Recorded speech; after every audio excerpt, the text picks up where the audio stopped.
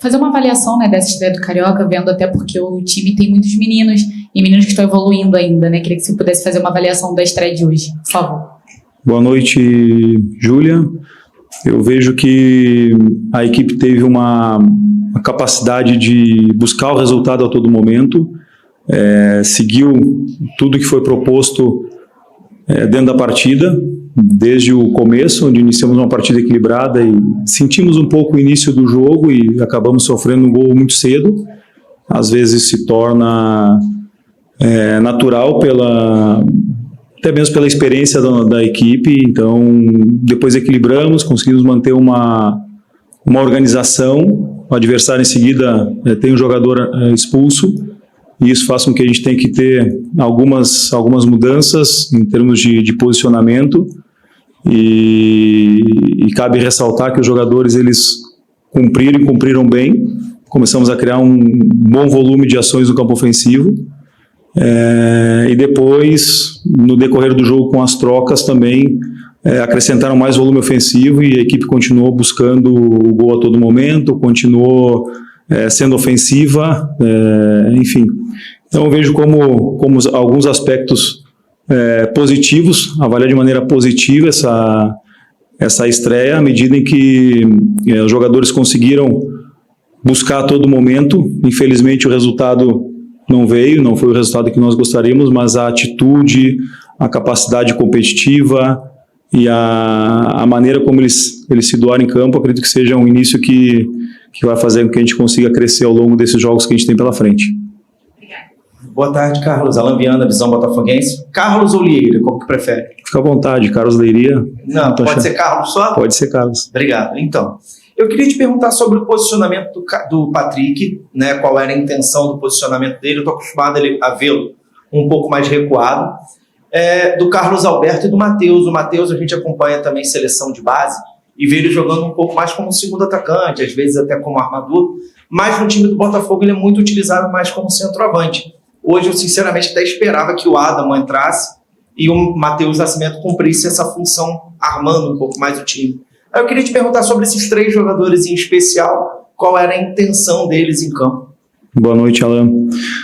Nós iniciamos o jogo com uma estrutura, com uma linha de 4, e essa linha de 4, no momento em que nós tínhamos a bola, nós adiantamos o Cauê, que é o lateral direito, e sustentamos o Lúcio numa base em 3 jogadores. E o início do jogo foi com o Patrick jogando, fazendo essa base em 3-1, que era o primeiro jogador do nosso meio de campo, que era completado pelo Newton, Cauê e o Vitinho, que saía da ponta, deslocando por dentro justamente pelo espaço que o Cauê utilizava. Então o Patrick ele inicia praticamente ele como um primeiro volante nessa relação de 3-1, fazendo alguns reajustes com o Lúcio. Muitas vezes ele baixava na base e liberando o Lúcio, fazendo com que o Newton ele voltasse para fazer essa base em 3-1.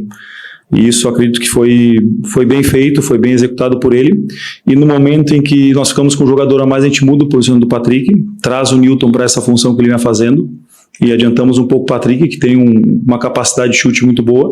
Então acreditamos que um ataque paralelo à linha de defesa do Maricá, com a possibilidade do Patrick finalizar, e também do Cauê pelo outro lado finalizar, ambos com o pé invertido, o Patrick canhoto pela direita e o Cauê destro pela esquerda. Acredito que eles pudessem nos dar esse repertório de finalização, até porque o Maricá começou a jogar com praticamente 6 jogadores, 2 jogadores à frente, e tinha algumas leituras individuais que fizemos que podiam nos favorecer jogando com o pé contrário. E mais para frente, na reta final do jogo, não me recordo exatamente o tempo, o Patrick volta para essa primeira função, porque é um jogador que distribui muito bem o jogo e tem uma assertividade muito grande de passe. Então ele volta no final, quando nós já estávamos com mais atacantes, ele volta para distribuir o jogo. Foi no momento em que o Newton também desceu um pouquinho, né, à medida em que precisávamos, já estávamos praticamente na intermediária do Maricá e precisávamos de volume ofensivo. Com relação ao Matheus Nascimento, a função do Matheus era de fato um jogador para definição, para jogar em cima da última linha do Maricá, foi o que foi orientado para ele, e foi o que o Matheus realizou e foi o que ele fez ao longo do jogo. Então acabou que ele não saiu tanto da área para participar. Então a ideia era manter ele dentro da área para que ele pudesse ser o jogador terminal, porque ele tem uma definição, uma capacidade de finalização muito boa.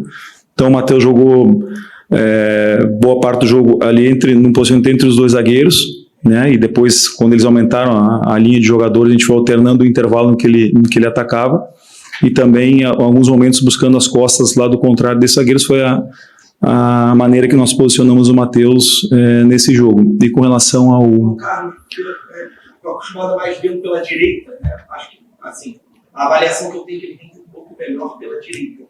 E a gente viu nesse jogo muito mais, nós ouvimos nesse jogo muito mais à esquerda.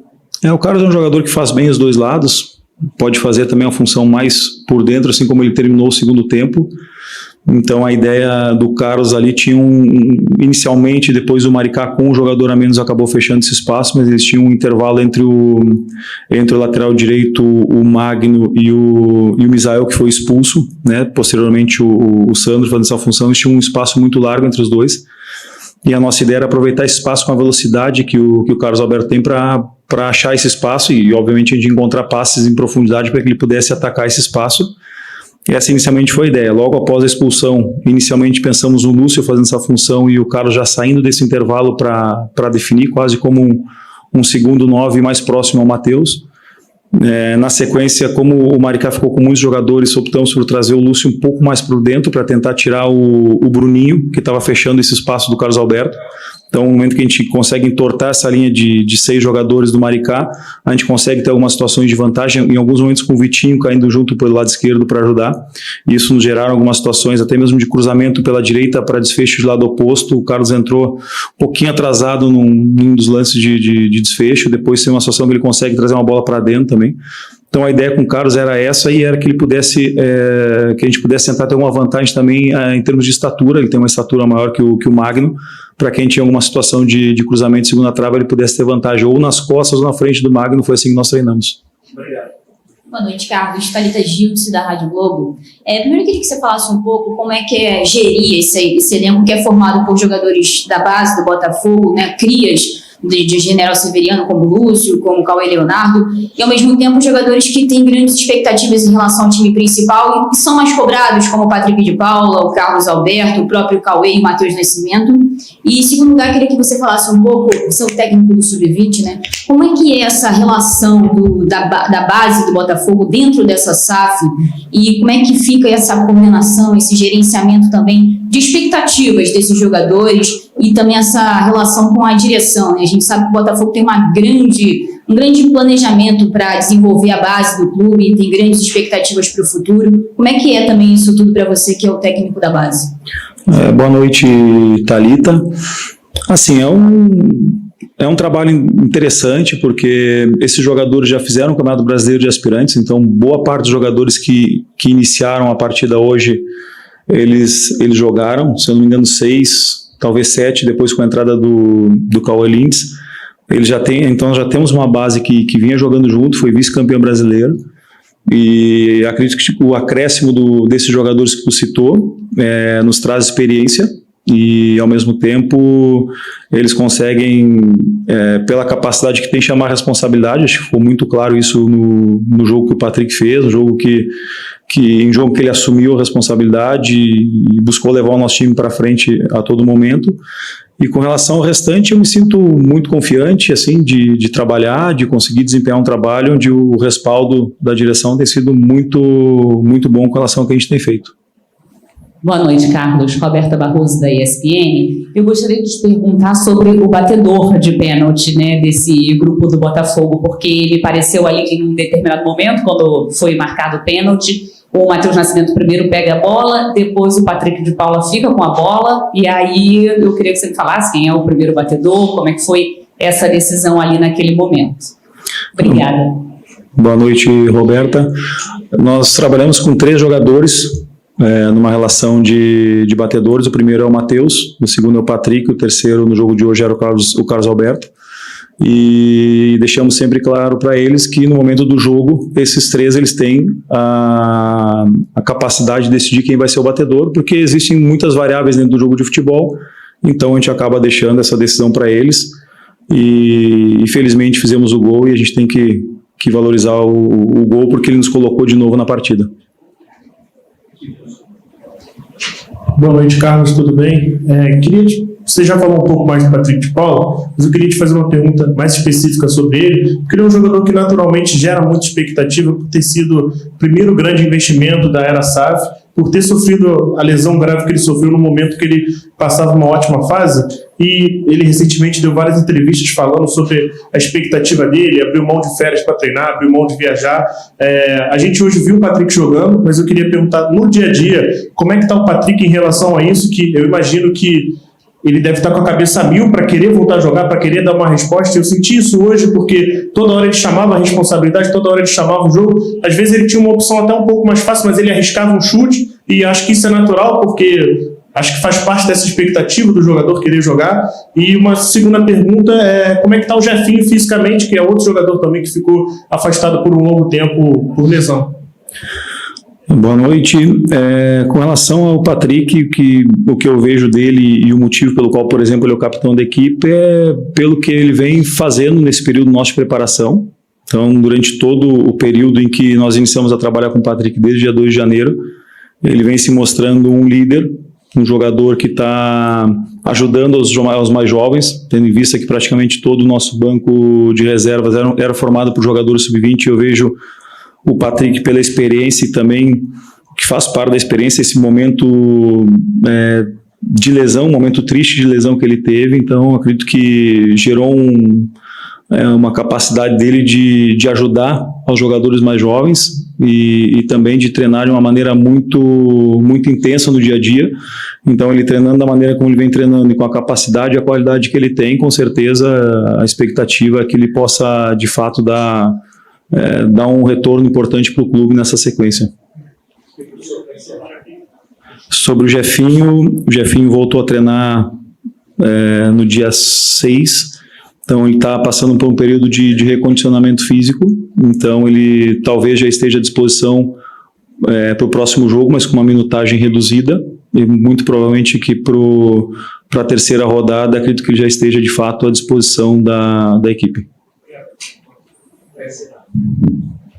Boa tarde, Leiria. Rômulo Lóis, do canal Time Web Sport. O fato do Botafogo ter atuado grande parte do jogo com um a mais pode ter gerado uma espécie de ansiedade nessa equipe tão jovem, logo na estreia do Campeonato Carioca? Boa noite. Desculpa o teu nome? Rômulo Lóis, da Time Web Sport. Desculpa, Rômulo. Boa noite, Rômulo. Eu acho que o momento que talvez a nossa equipe começou a acelerar um pouco mais a bola foi no momento em que o Maricá faz o segundo gol. Acredito que ali os 6 minutos seguintes a equipe começou a acelerar, tanto que eu conversei por alguns momentos com o pessoal que estava mais próximo, que é o pessoal do meio campo, o Patrick, o Cauê, pedindo um pouquinho de tranquilidade, calma para eles, porque tinha a convicção, a partir do momento que nós fizéssemos o primeiro gol, a gente teria uma possibilidade de pressionar mais o Maricá, de tirar alguma vantagem relacionado ao jogador a mais e também a agressividade ofensiva que nós íamos tendo. A gente estava muito próximo, tínhamos tido algumas situações de área e estávamos próximos de empatar o jogo quando sofremos o segundo gol. Então acredito que ali possa ter acontecido um momento em que aceleramos o jogo, de uma maneira que não vimos fazendo e que não pensamos em fazer, mas em seguida retomamos novamente aquilo que víamos projetando e enfim, buscamos esse primeiro gol e infelizmente não conseguimos chegar no empate e, lógico, posteriormente numa vitória.